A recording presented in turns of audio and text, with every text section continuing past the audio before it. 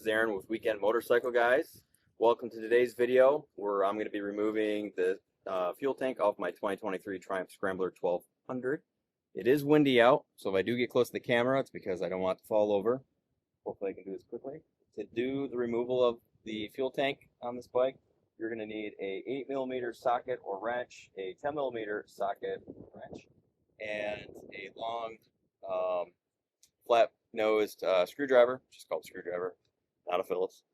In this situation, I do have some electrical connector or disconnect tools that I've purchased in the past for doing other prior electrical work. They're super helpful. I'll link those in the description.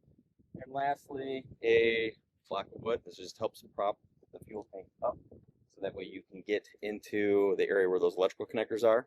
They're in a tight spot to disconnect them. And we'll just jump right into it. So stay tuned. But we're going to remove this tank bolt here. It passes all the way through. This is ultimately what ends up securing the tank more rigidly to your frame.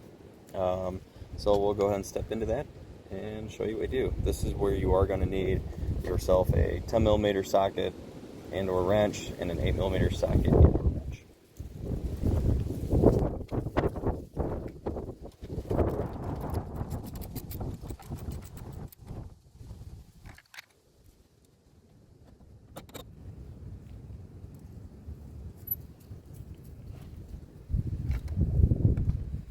Okay, now that you put your bolt in a safe spot, the next step will be utilizing this piece of wood here to help prop up the fuel tank to get to those electrical connectors. So once you do have this disconnected, the tank itself will be able to lift up like so, right? And you can only get so far because of those electrical connectors. So I'm going to use this block of wood to prop it up so I can get to the disconnect.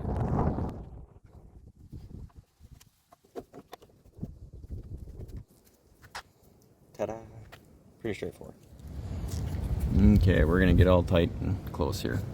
So there's going to be two connectors, and they're going to be behind this black line that you can see moving, that braided line. There's two white connectors here in the background. Let me see if I can set my mic down.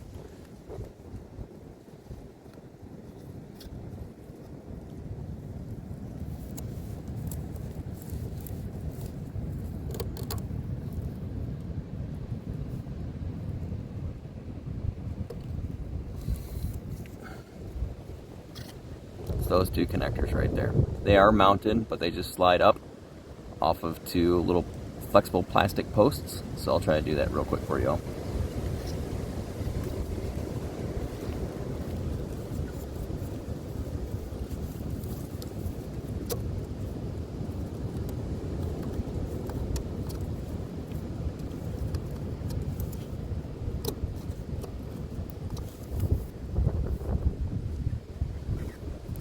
So I was able to do that pretty quickly.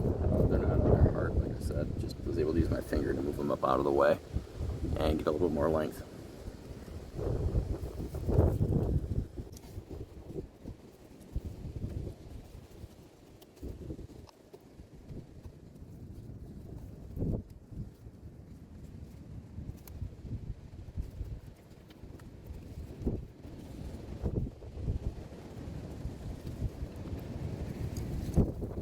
Okay, we're going to disconnect the vent line first, because once you disconnect the main fuel line, you're going to have fuel coming out that's residual in the line. But the vent line is just this guy right here, and it's pretty straightforward to remove it. It just goes up to the tank. You can literally almost just pull that straight down,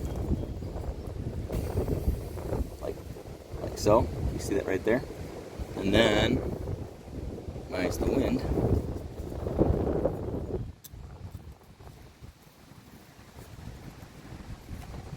Oopsies. There is just a simple little metal tang right there that's on the tank that helps hold the vent line. You can just kind of move it just a little bit, deform it.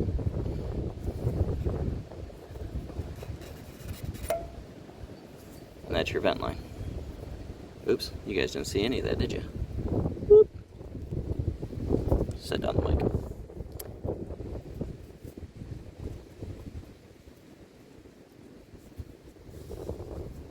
Super easy to remove. I cheated a bit. I started removing this ahead of starting the video. But the last step here is to remove the main fuel line. It can be kind of finicky to remove a bit, but ultimately, I'm trying to balance everything here.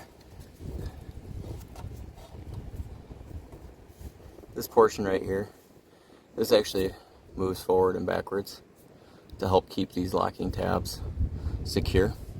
There's another one of these little black squares on the other side. So when it's fully seated down, they'll be locked into place, and this tab itself gets pushed to the back, so it locks it. When you want to remove it, you have to just simply push or pull this completely forward to expose both sides of that. At that point, you have to depress both sides of these little black squares and then lift up from the bottom to start removing that. That's the short and sweet.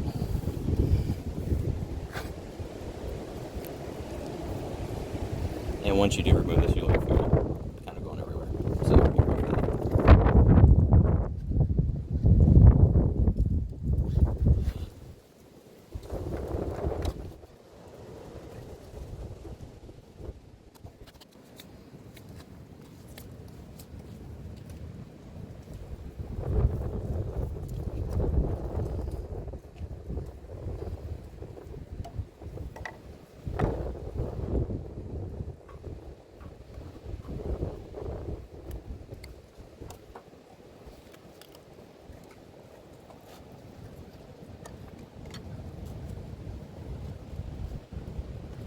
So that's that removal of the fuel tank in super windy conditions. Okay folks, back inside just to not deal with the wind. So outside I covered just kind of removing that fuel tank. I wanted to show some key areas since the tank is off now, it's easier to see. But once you get the seat disconnect or removed and the battery disconnected, really there's only about 5 steps to do. And step 1 was essentially just removing this bolt that went through the back portion of the tank, right, that mounts it to the frame. Once that's removed, we went ahead and just propped up the tank using that block of wood. Next step was removing or disconnecting these 2 electrical connectors. And during the removal process, I talked about there being 2 tangs that they're mounted to. And those 2 tangs are right here. You can see that it's just kind of a flexible piece of plastic, nothing really fancy. But because these are disconnected, I can't mount it. But essentially the white shell, the female portion of that shell that overlaps here, and that connects to the male portion of it, it would just essentially slide over those tanks just like so. And that's what just holds them up, kind of out of the way. And so once again, when you have to remove them from underneath the tank, come on, stop fighting with me. All you have to do is just get your finger up underneath here and just lift up and just kind of try to pull it away and it'll come off. So pretty straightforward. And then, then you just disconnect these guys right here. Like I said, using like a small flathead screwdriver to get to that. Once again, where these are at, if you need a little bit more room, this metal portion here is where the main fuel line kind of rests onto it. It's not really affixed to anything, so you can move that line to get to these a little bit better. But once you get those disconnected, the next step you want to do really is go to the other side of the bike. The tank is still on, obviously. Disregard all the wiring. But the next portion is, this is the vent line off the fuel tank. And there's like a nipple that comes off the back or on the bottom side of that tank.